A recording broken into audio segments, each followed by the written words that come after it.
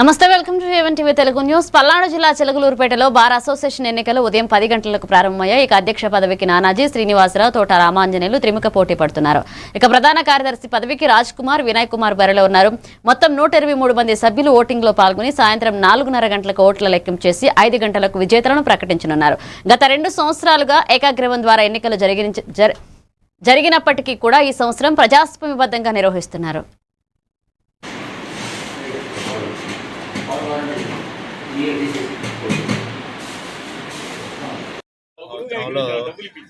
ఈ చిలకలూరుపేట బార్ అసోసియేషన్లో నన్ను అధ్యక్షులుగా ఇనానమస్ జరిగింది. అట్లానే మరలా 2025లో కూడా ఇనానమస్గా నన్ను అధ్యక్షుడిగా ఎన్నుకున్నారు. ఇప్పుడు ఎలక్షన్ అనివార్యం అయినది. ఎలక్షన్ ప్రక్రియ చాలా బాగా జరుగుతుంది. 3 అధ్యక్షులు పోటీలో ఉన్నారు. నానాజీ గారు, ఈ శ్రీనివాసరావు గారు, తోట రామాంజనేయులు గారు, అట్లానే ప్రధాన కార్యదర్శికి రవిడ్ రాజ్ కుమార్ గారు, అట్లానే శ్రీరామ్ వినయ్ కుమార్ గారు ప్రధాన కార్యదర్శి పోటీలో ఉన్నారు. ఈ ఎలక్షన్లో సభ్యులు 122 మంది పాల్గొంటున్నారు. 4 వరకు ఎలక్షన్ ప్రక్రియ కొనసాగుతుంది. 4 తర్వాత ఒక అరగంట గ్యాప్ తోటి కౌంటింగ్ ప్రారంభమయ్యి ఈరోజే ఎలక్షన్ రిజల్ట్ వచ్చే అవకాశం ఉంది. కాబట్టి ఈ విషయాన్ని మీడియా మిత్రులు తెలియజేస్తారు.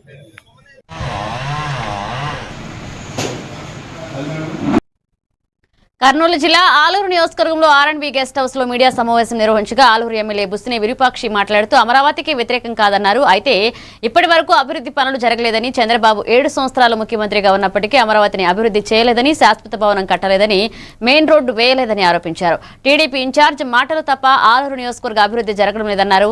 వైఎస్ జగన్మోహన్ రెడ్డి గురించి తప్పుగా మాట్లాడితే క్షమించమని హెచ్చరించారు. ఈరోజు ఇక్కడికి వచ్చేసిన మన ప్రింట్ మీడియా, ఎలక్ట్రిక్ మీడియాలకి, అదేవిధంగా మా నాయకులందరికీ ప్రత్యేకంగా ధన్యవాదాలు. ఈరోజు అమరావతిలోన రాజధాని గురించి ఆయన చంద్రబాబు నాయుడు గారు తీర్మానం చేసినారు. అది ఎవరు అడ్డంకులు ఉన్నారని మీరు తీర్మానం చేసి అడిగేది. రాజధానికి మా జగన్మోహన్ రెడ్డి కానీ ఎవరైనా కానీ రాజధానికి ఎవరు వ్యతిరేకం కాదు. రాజధాని అమరావతిలో ఉండాలన్నాడు ఆయన రాజధాని తీసేసని ఎప్పుడు అనలే. అంటే 3 దగ్గర డెవలప్మెంట్ కావాలని, కర్నూలు, విశాఖపట్నం చేయాలనుకున్నాడు కానీ రాజధాని ఎప్పుడు తీసేయాలని అని మాట అనలే. తిట్టే కాదు, మీరు డెవలప్మెంట్ చేసి చూపండి. నీకు అమరావతి నేనికి, చంద్రబాబుకి మేము అడుగుతున్నాము, అమరావతి నేనికి అంటే రాయలసీమ అవసరం లేదా? మా రాయలసీమ ప్రజలు అవసరం లేదా నీకు? వేదావతి ఎప్పుడు నువ్వే కదా భూమి పూజ చేసిండేది. దానికి ఏమన్నా 2014 నుంచి 19 వరకు ఏమన్నా చేసివా? ఇప్పటికనే చెప్తాము, మా జగన్మోహన్ రెడ్డి మాట్లాడితే మీకు ఖచ్చితంగా పుట్టగతులు ఉండవు అని చెప్తున్నాం. ఎందుకంటే ప్రజలు ప్రతిదీ గమనిస్తున్నారు. మిమ్మల్ని గమనించడం లేరు. ఊగినే నాకు ఉందో లేదో, నాది ఎవరు నాకు మీకు ఎదురు లేదని అనే విధంగా ప్రతి ఒక్కరూ మాట్లాడేది మంచి పద్ధతి కాదనే విధంగా మేము. విజయనగరం జిల్లా గజపతి నగర మాజీ ఎమ్మెల్యే బొత్స అప్పల నరసయ్య గజపతి నగరంలోని వైసీపీ కార్యాలయంలో మాట్లాడుతూ అమరావతి పేరుతో అవినీతి ఆక్రమణలు జరిగాయని ఆరోపించారు. అమరావతి రాజధాని పేరుతో కొత్త నాటకానికి తెరతీశారని, తాము అధికారంలోకి రాగానే అవినీతి ఆక్రమణలకు పాల్పడ్డ వారిని వెలుగులోకి తీసుకొస్తామన్నారు. ఈ కార్యక్రమంలో వైసీపీ నేతలు వెంకట్రావు, మండల సురేష్, కర్రి లక్ష్మణ్, త్రినాథరావు, కర్రి రామునాయుడు, ఆదినారాయణ పాల్గొన్నారు.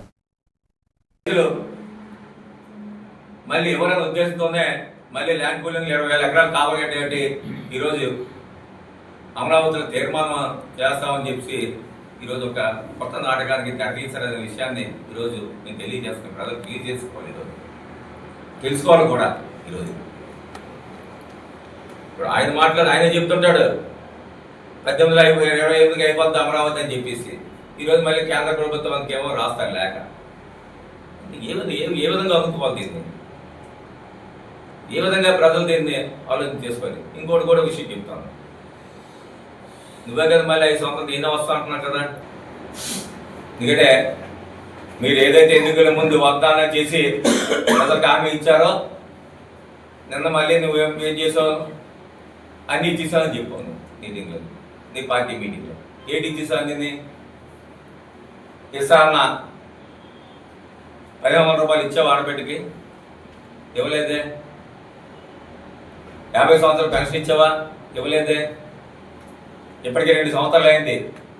రేపు మళ్ళీ మేము అధికారంలోకి వచ్చిన తర్వాత వీళ్ళు చేసిన అవినీతి కార్యక్రమాలు అమరావతిలో ఏ విధంగా దోచుకున్నారో, ఏ విధంగా అమరావతి పేరు చెప్పుకొని తినేశారో, ఏ విధంగా అమరావతి పేరు చెప్పుకొని ఎవరెవరు భూములు పొందారో అన్నిటి మీద కూడా మళ్ళీ మేము రేపు అధికారం వచ్చింది అన్నిటి మీద కూడా పని ఎంతటి చేస్తాం. ఇంకా మన ఇంక ప్రజల సొమ్ము ఎవరు దోచుకున్నా ప్రజలను అప్పుల్లో ఉంచడానికి కాదు ఈరోజు మీకు అధికారం ఇచ్చింది. నంద్యాల జిల్లా నందికొట్కూరు నియోజకవర్గంలో శ్రీశైలం నీటి ముంపు నిర్వాసితుల నిరాహార దీక్ష కార్యక్రమం 5వ రోజుకు చేరింది. కార్యక్రమంలో నిర్వాసితులైన సాలమ్మ మాట్లాడుతూ శ్రీశైలం ప్రాజెక్టు కింద సర్వస్వం కోల్పోయామని, తినడానికి తిండి కూడా లేకుండా జీవిస్తున్నామని, మమ్మల్ని ఎవరూ పట్టించుకోవడం లేదని ఆమె ఆవేదన వ్యక్తం చేస్తున్నారు. ఈ కార్యక్రమానికి రాయలసీమ సాగునీటి సాధనా సమితి అధ్యక్షుడు బొజ్జ దశరథ రామరెడ్డి మాట్లాడుతూ 40 సంవత్సరాల కిందట ఇచ్చిన జీవో 98 బాధితులకు ఇంకా న్యాయం జరగకపోవడం దారుణమన్నారు. ఈ కార్యక్రమానికి రాజేశ్వరి, రాణి, వెంకటేశ్వర్మ, జనార్దన్ రెడ్డి, నారాయణ పాల్గొన్నారు. మునక ప్రాంత బాధితులం అందరం కలిసి ఏ నాయకులైనా సరే నిలబెట్టడానికి పోయే కార్యక్రమాలు చేపట్టాము. ఈ రోజు వయస్సు పెరుగుతూ ఉంది. ఉద్యోగ విరమణ వచ్చే వయస్సు 2 సంవత్సరాలు 3 సంవత్సరాలు ఉంటున్న సందర్భంలో కూడా ఉద్యోగాలు ఇవ్వకుండా ఆ 2 సంవత్సరాలు 3 సంవత్సరాలు ఉద్యోగం చేయడానికి కూడా ఆ ఉద్యోగం ఇవ్వండి పలకని రాజకీయ నాయకత్వం ఇక్కడ సమాధానం చెప్పండి. మీరు మాకు సమాధానం చెప్పాల్సిన అవసరం లేదు, మీ అందరూ సమాధానం చెప్పుకోండి. ఈ ప్రాంతంలో ఓట్లు అడుక్కోవడం కోసం మేము ఏ విధంగా అయితే మేము బతుకు తెరువు కోసం ఈ రోజు అడుగుతుంటున్నాం, రాజకీయం కోసం కాదు, విలాసాల కోసం కాదు, లేదా ఇంకొకటి ఏదో దాని కోసం కాదు, మా బతుకు తెరువు కోసం అడుగుతున్నాం. మీరు ఓట్ల కోసం అడుక్కొని అంటే 2014 నుండి రాజధాని హైదరాబాద్ లో ఉండాల్సి ఉంటే దాన్ని తీసుకొచ్చి అమరావతిని ఇక్కడ పెట్టుకొని 10 సంవత్సరాల కాలం అక్కడ ఎందుకు ఉంచాలనుకున్నారు? మనకు తెలుసు. కుటుంబాలు విడిపోయిన తర్వాత, శ్రీశైలం బాధితులకు ఉద్యోగాలు ఇచ్చిన తర్వాత, ఆ ప్రాంతంలో ఇరిగేషన్ ఇంప్రూవ్ చేసిన తర్వాత, ఆ ప్రాంతంలో ఉన్న అన్ని అభివృద్ధి చేసిన తర్వాత మీరు 10 సంవత్సరాల తర్వాత బయటికి పోయి రాష్ట్రాన్ని కట్టుకోవాలంటే వీళ్ళు ఆర్థిక లాభం కోసం, వ్యాపారం కోసం, వాళ్ళ భూముల కోసం అక్కడ చంద్రబాబు వస్తున్నాడు, మనకు న్యాయం చేస్తాడు ఖచ్చితంగా. మీరు రావాలమ్మా, ఇంటికి ఒక మైనా మీరు రావాలని చెప్పి ఎంత వేసుకొని 10 మంది కుటుంబాలకు కట్టించుకొని ఊరు తిరిగినాడు. ప్రతి ఊరికి పోయి మనకు న్యాయం చెందిన లోకేష్ బాబు వచ్చినాడు. ఆయన కూడా చెప్పినాడు, అమ్మ మీరు పోషించుకోవాలన్నా, పిల్లలను పోషించుకోవాలన్నా, 200 కూలీగా నేనేం సంపాదిస్తాను. ఇప్పుడు కరువు వచ్చింది, 200 కాదు 150కి వస్తావమ్మా, లేకపోతే లేదమ్మా, మా దగ్గర డబ్బులు లేవు అని చెప్పేదానికి వచ్చినారు. ఆ భర్తను కోల్పోయిన 10 మంది మెంబర్లు పోగొట్టుకొని కూడా వాళ్ళందరికీ చేయలేక నేను ప్రతి ఇంటికి పోయి.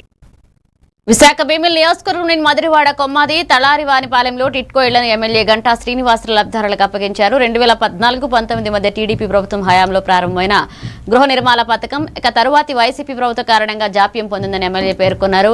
ఇక 2019 లబ్ధిదారుల బ్యాంక్ రుణాలను తీర్చిన అప్పగింపు ఆలస్యమైందని ఆరోపించారు. ఇక మౌలిక సదుపాయాలతో పాటుగా రాష్ట్రంలో మిగిలిన ఇళ్లను వీలైనంత త్వరగా లబ్ధిదారులకు ఇవ్వడం లక్ష్యంగా ఉందని తెలిపారు.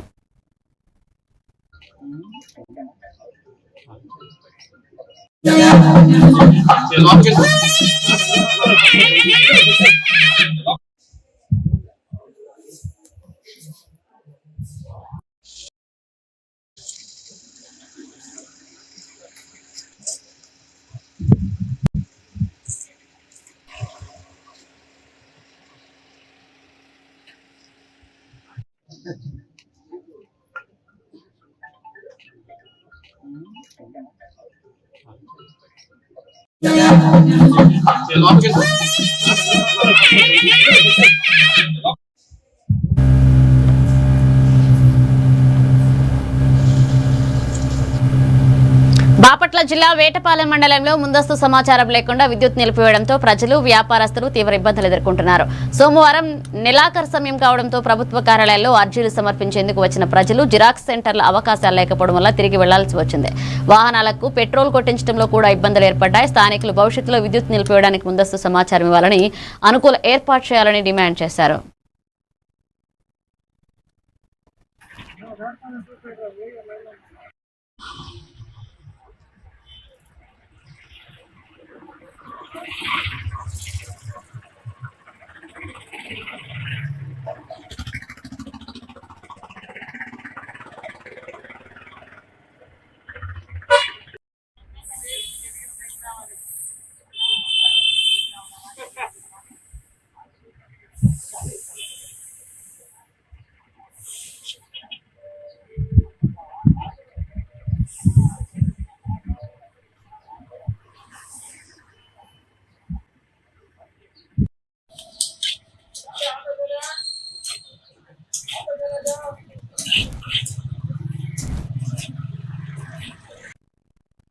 ఏలూరు జిల్లా ఉంగుటూరు మండల పరిషత్ అభివృద్ధి కార్యాలయంలో జరిగిన పీజీఆర్ఎస్ కార్యక్రమంలో ఏలూరు జిల్లా కలెక్టర్ వెట్రి సెల్వి, ఉంగుటూరు ఎమ్మెల్యే బసమట్ల ధర్మరాజు పాల్గొన్నారు. మండలంలోని వివిధ గ్రామాల ప్రజల సమస్యలను స్వీకరించి ప్రత్యక్షంగా వారితో మాట్లాడి అభివృద్ధి సంక్షేమ పథకాలు, రెవెన్యూ, కొత్త పెన్షన్లకు సంబంధించిన అభ్యర్థనలు రికార్డు చేశారు. ఎమ్మెల్యే ధర్మరాజు తెలిపారు. ఇక ప్రజా ఫిర్యాదుల పరిష్కారాన్ని వేగవంతం చేసి ప్రజలకు చేరువ చేయడానికి రాష్ట్ర ప్రభుత్వం పీజీఆర్ఎస్ కార్యక్రమాన్ని మండల స్థాయిలో నిర్వహిస్తుందన్నారు. ఈ కార్యక్రమంలో స్థానిక పార్టీ నేతలు, మండలాధికారులు, ప్రజాప్రతినిధులు పాల్గొన్నారు.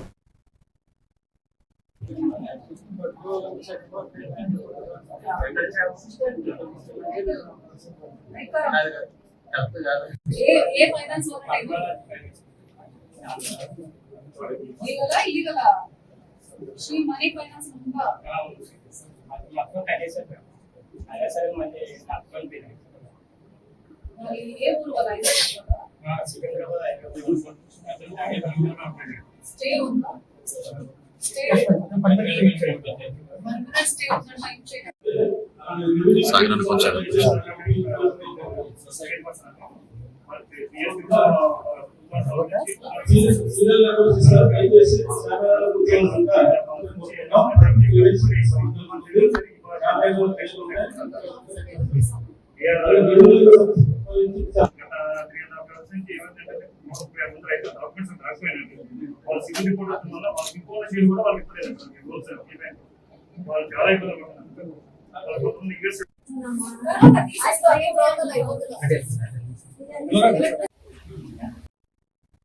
బాపట్ల జిల్లా కలెక్టరేట్లోని పీజీఆర్ఎస్ హాల్లో నిర్వహించిన ప్రజా సమస్యల పరిష్కార వేదిక కార్యక్రమంలో జిల్లాకు చెందిన వివిధ మండలాల నుంచి వచ్చిన అర్జీదారుల సమస్యలు జిల్లా రెవెన్యూ అధికారి G Gangadhar Goud, deputy collector Lavanna, DPO L Prabhakar Rao, Guntur జిల్లా జెడ్పీ డిప్యూటీ సీఈఓ కృష్ణ తదితరులు స్వీకరించారు. ఈ కార్యక్రమంలో సిపిఓ ఏఎస్ రాజు, పీడీలు, DWMA, DRDA, MEPMA, ICDS Vijayalakshmi, Singayya, Paul, Radhamadhavi తదితర అధికారులు పాల్గొన్నారు.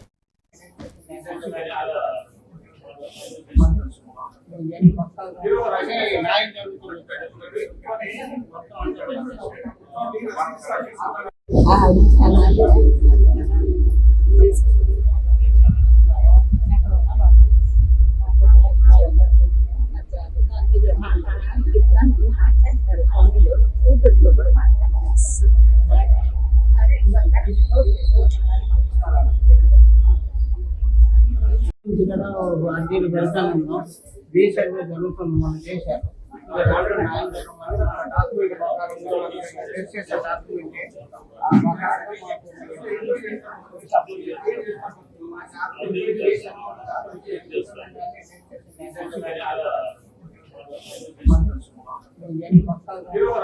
న్యాయం జరుగుతుంది.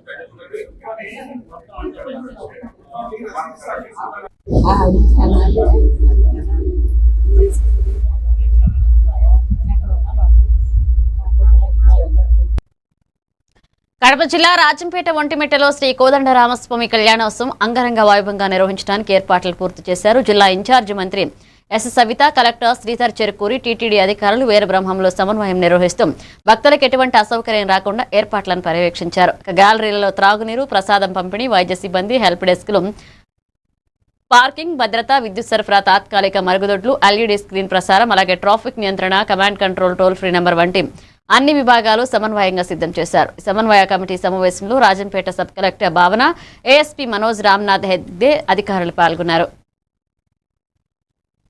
ఏర్పాటు మాట్లాడే విధానము మరి మీ కింద అధికారులు కావచ్చు మాట్లాడే విధానం ఎందుకు మనం ఇంకా ఎలాంటి డిస్టర్బెన్స్ లేకుండా మరింత ఓపికగా మరి మన సీతారామ గారి కళ్యాణం ఘనంగా జరగాలని నేను అందరూ ప్రోత్సహించాలని కోరుకుంటున్నాను. మరి ముఖ్యంగా మరి కలెక్టర్ గారికి జేయూ గారికి ఎస్పీ గారికి అధికారులు కూడా లేకపోతే ఫుడ్ ప్యాకెట్స్ కానీ అవన్నీ కూడా వాట్ చేయడం, శానిటేషన్ మాత్రమే చేస్తున్నారు. అలాగే ఎనీ కైండ్ ఆఫ్ ఈవెంట్ చూడండి తర్వాత అన్ని గ్యాలరీస్ కూడా ఫస్ట్ సీటింగ్ రూపేణ మనం ఏర్పాటు చేశాము. అయితే ఈ గ్యాలరీస్ లోకి వచ్చేటప్పుడు మనకి ప్రజలు కార్యక్రమం జరుగుతున్నప్పుడే బ్యాచ్ పైకి కొంతమంది రావడం జరిగింది.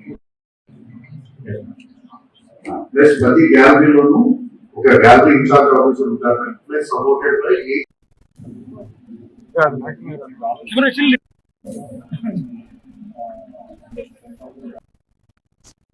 కడప జిల్లా రాజంపేట ఒంటిమిట్టలోని శ్రీ కోదండరామస్వామి వార్షిక బ్రహ్మోత్సవాల 4వ రోజున స్వామి నవనీత కృష్ణ అలంకారంలో భక్తులకు దర్శనమిచ్చారు. ఉదయం 7:30 గంటలకు వైభవంగా ఊరేగింపు జరిగింది. కేరళ డ్రమ్స్, భక్తజన బృందాలు, చెక్క భజనలు, కోలాటాలతో భక్తులు స్వామివారిని కీర్తిస్తూ మంగళ వాయిద్యాల మధ్య ఊరేగింపును ఆస్వాదించారు. కార్యక్రమంలో ఆలయ deputy EO Prashanti, superintendent Hanumanthaiah, temple inspector Naveen సహా భక్తులు పాల్గొన్నారు.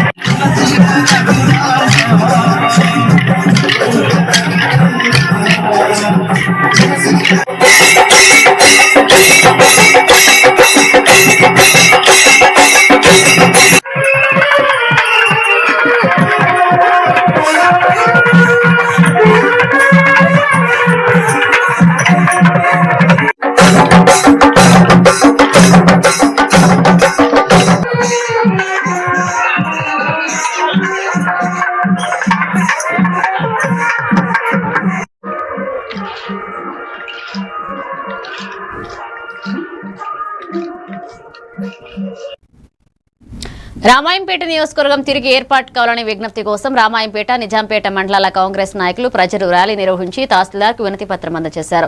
మున్సిపల్ చైర్మన్ గజ్జవాడ లావణ్య నాగరాజు, మాజీ జెడ్పీటీసీ సరాఫ్ యాదగిరి, ఎమ్మెల్యే రోహిత్రావు, మాజీ ఎమ్మెల్యే హనుమంతరావు నియోజకవర్గ పునరుద్ధరణకు వద్దుతున్నట్లుగా తెలిపారు. ర్యాలీ అంబేద్కర్ విగ్రహానికి పూలమాలలు వేసి కొనసాగింది. రామాయంపేట మండల పరిధి నుంచి, రామాయంపేట మున్సిపాలిటీ నుంచి, అలాగే నిజాంపేట మండలం నుంచి కాంగ్రెస్ నాయకులకు, కార్యకర్తలకు అందరికీ నా యొక్క ధన్యవాదాలు తెలుపుకుంటున్నా. ఈ రోజు రామాయంపేట గతంలో ఉన్న ఆర్డీఓ ఆఫీస్ మన దగ్గర ఉండేది. రెవెన్యూ డివిజన్ కలిగిన రామాయంపేటను వదిలేసి మెదక్లో కలపడంలో పాత నియోజకవర్గ ప్రజల కోరిక మేరకు మాకు హనుమంతన్న గారికి ధన్యవాదాలు తెలుపుకుంటున్నాము. జై డిలిమిటేషన్ చేయాలనే ఉద్దేశంతో మరి పునర్విభజన చేస్తామని రాష్ట్ర ప్రభుత్వాలకు ఇండికేషన్స్ ఇవ్వడం జరిగింది. దానిలో భాగంగానే మరి రామాయంపేట గవర్నర్ల కృషి చేయాలని చెప్పారు. ఈ రోజు 3 ఏరియాల నుంచి ఇక్కడ రావడం జరిపింది. రామాయంపేట మండలం, రామాయంపేట మున్సిపాలిటీ మరి పిలుపు మేరకు మీరు కూడా స్వచ్ఛందంగా మా యొక్క కార్యక్రమాలు పాల్గొనాలని సందర్భంగా తెలియపరుచున్నాం. రామాయంపేట మున్సిపాలిటీలో రామంపేటకు నియోజకవర్గం కావాలని చెప్పి మా గౌరవ మెదక్ శాసనసభ్యులు మైనంపల్లి రోహిత్రావు గారు సారి ఆదేశాల మేరకు, మా తెలంగాణ టైగర్ హనుమంతన్న ఆదేశాల మేరకు కాంగ్రెస్ పార్టీ నిజాంపేట మండల్, రామాయంపేట మండల్, రామంపేట టౌన్ వర్గం మన డివిజన్ ఒక వ్యవస్థ కోల్పోవడం జరిగింది. ఏదైతే ఉందో వాళ్ళు ఈ కక్షపూరిత కుట్ర ఇడిచిపెట్టి మా ప్రతిపక్ష నాయకుడిగా, రాష్ట్ర ప్రభుత్వానికి ప్రతిపక్ష నాయకుడిగా మా రామంపేటకు డివిజన్కి మాకు తెలుస్తుంది. అది తప్పుకొని రామంపేటకు చేస్తే ఆయన కూడా రామంపేటకు కావాలని చెప్పి కోరితే రామంపేట 100% అభివృద్ధి చెందుతుందని చెప్పి తెలుస్తున్నాం. జై కాంగ్రెస్. పట్టణంలోని మన మెదక్ ఎమ్మెల్యే మైనంపల్లి రోహిత్ గారి ఆదేశాల మేరకు నారాయణపేట జిల్లా దామరగిద్ద మండలం క్యాతనపల్లి జిల్లా పరిషత్ ఉన్నత పాఠశాలలో జిల్లా పోలీసుల ఆధ్వర్యంలో బాలల సంరక్షణ, మాదక ద్రవ్యాల నివారణపై అవగాహన కార్యక్రమాన్ని నిర్వహించారు. ఎస్ఐ రాజు, డీఎస్పీ సోమనాథం విద్యార్థులతో మాట్లాడుతూ డ్రగ్స్ నుండి దూరంగా ఉండాలని, చెడు అలవాట్లను మాని శ్రద్ధ పెట్టాలని ఉత్సాహపరిచారు. ఈ కార్యక్రమంలో క్రీడా సామాగ్రి పంపిణీ చేయడం అధికారులు, ఉపాధ్యాయులు, గ్రామ ప్రజలు, పార్టీ నాయకులు పాల్గొన్నారు.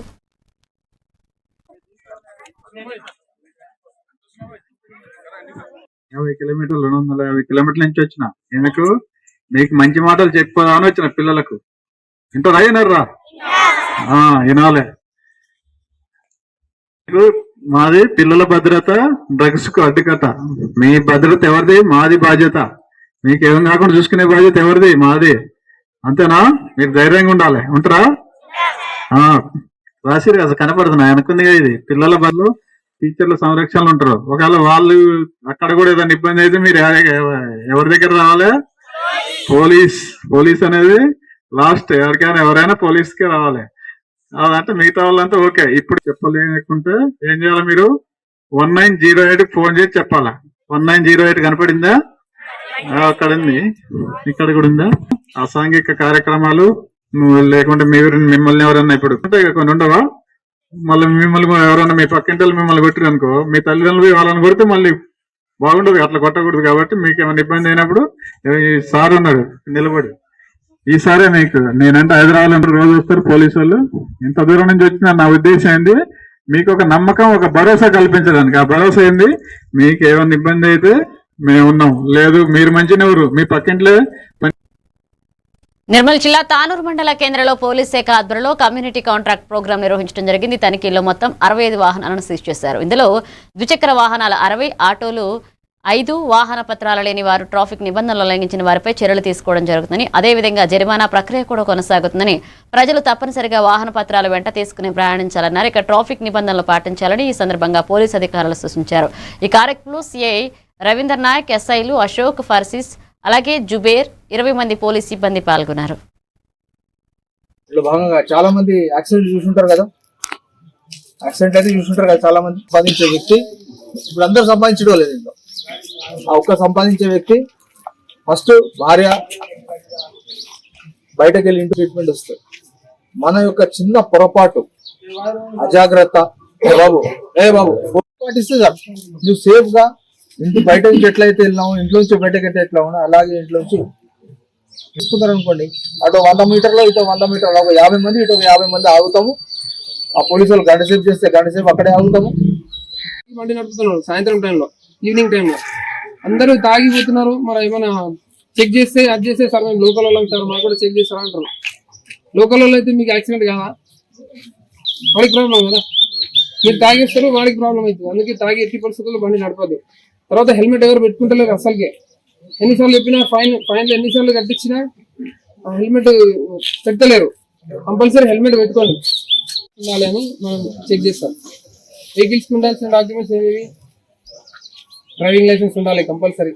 ఎవరైతే బండి నడుపుతారో వాళ్ళకి డ్రైవింగ్ లైసెన్స్ ఉండాలి. దాని తర్వాత ఇన్సూరెన్స్ కంపెనీ అనేది ఆ లాస్ కానీ ఎవరికైనా ఎదుటి తగిలితే ఆ లాస్ కానీ మనకు ఇన్సూరెన్స్ కంపెనీ ఇస్తుంది. ఇన్సూరెన్స్ లో 2 ఉంటాయి, first party, third party.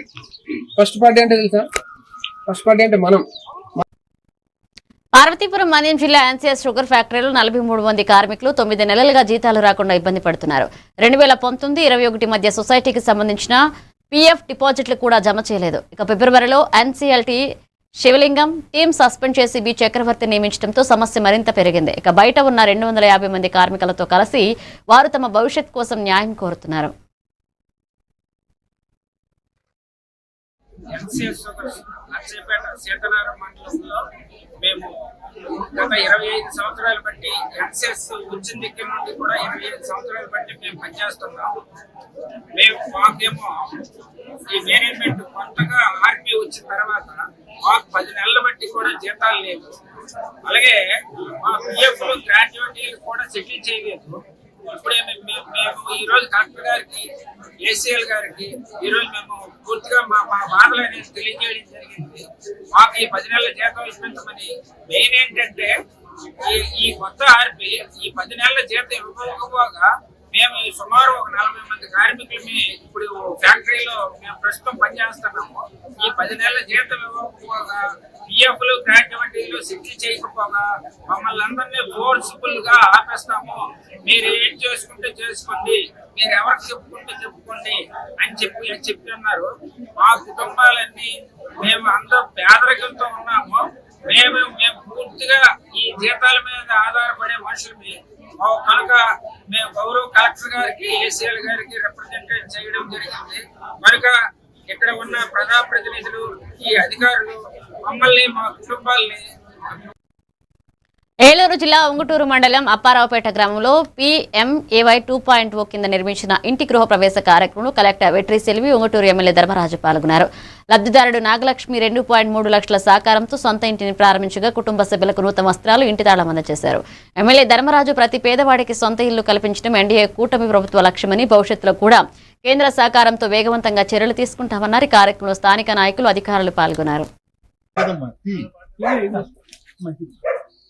Sir please నా దుర్గన్ సాగండి.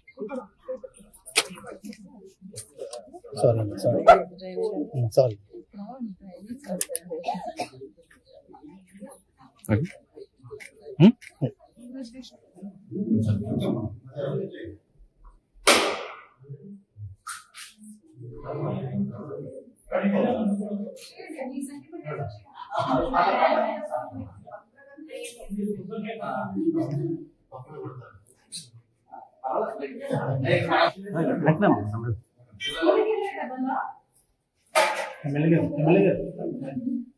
కొద్దిగా సార్ ఎమ్మెల్యే ఓకే.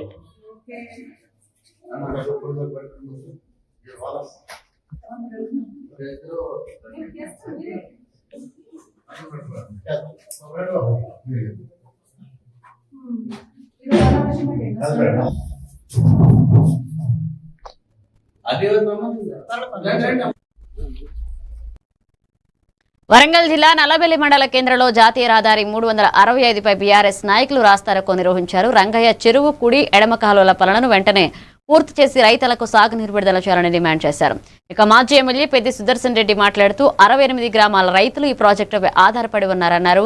కాలువల పనులు పూర్తి కాక రైతులు తీవ్ర ఇబ్బందులు పడుతున్నారని ఆవేదన వ్యక్తం చేశారు. ఇక ప్రభుత్వం స్పందించకపోతే కలెక్టర్ కార్యాలయం వద్ద భారీ ధర్నా చేస్తామని హెచ్చరించారు. రేవంత్ రెడ్డి గారు నర్సంపేటలో అడుగుపెట్టారు.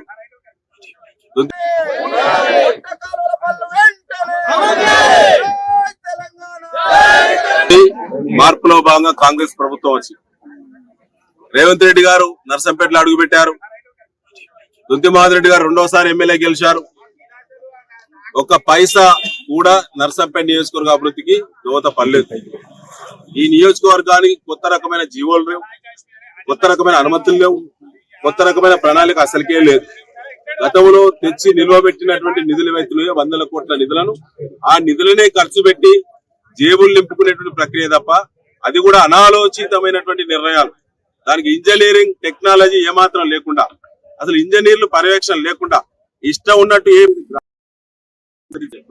ఆనాడు ఎమ్మెల్యేగా ఉండి అనేక కేసీఆర్ గారి దగ్గర లొల్లి పెట్టి ప్రాజెక్టు పూర్తి దశ తీసుకొచ్చినాను. నా దురదృష్టం ఇలా 87% ప్రాజెక్టు పూర్తయిన తర్వాత కేవలం 13% మాత్రమే ప్రాజెక్టు పనులు పూర్తి చేయాల్సి ఉన్నది. దానికి సంబంధించి 40 కోట్ల రూపాయలు కూడా నిల్వ ఉన్నాయి. ఇక్కడ కొత్తగా నిధులు తీయాల్సిన అవసరం లేదు. అసెంబ్లీలో గలమెత్తాల్సిన అవసరం మాధురెడ్డి గారికి అసలే లేదు. అయినా 40 కోట్ల రూపాయలను ఇక్కడ ఖర్చు పెట్టేటువంటి ప్రక్రియ ముందుకు పోకుండా ఒకనాడు కూడా రంగయ్య చెరువు, మన రంగయ్య చెరువు ప్రాజెక్టు కానీ పాకాల ప్రాజెక్టు కానీ దీని మీద ఎన్నడూ కూడా సమీక్ష లేదు. అందుకే మేము ఇవాళ రోడ్ ఎక్కే పరిస్థితి వచ్చింది. రైతులు ఇంతటితోనైనా ప్రభుత్వం దిగి రావాలి. ప్రాజెక్టును ఒక ఇంచు కూడా వదిలిపెట్టకుండా రైతులకు మంచి నష్టపరిహారం ఆనాడు 9 లక్షల రూపాయలు ఒక ఎకరాకు 6 లక్షల మార్కెట్ విలువ ఉన్నప్పుడు 9.5 లక్షలు ఇప్పించలేదు. రైతు బిడ్డగా రైతుల పక్షాన కొట్లాడి. కాబట్టి ఖచ్చితంగా ఈ ప్రాజెక్టును సంపూర్ణత సాధించాలంటే ప్రభుత్వం దిగి రావాలి. ప్రభుత్వం దిగి రాకుంటే రైతులందరూ కూడా ఇవి bulletin updates. Keep watching A1 TV Telugu news.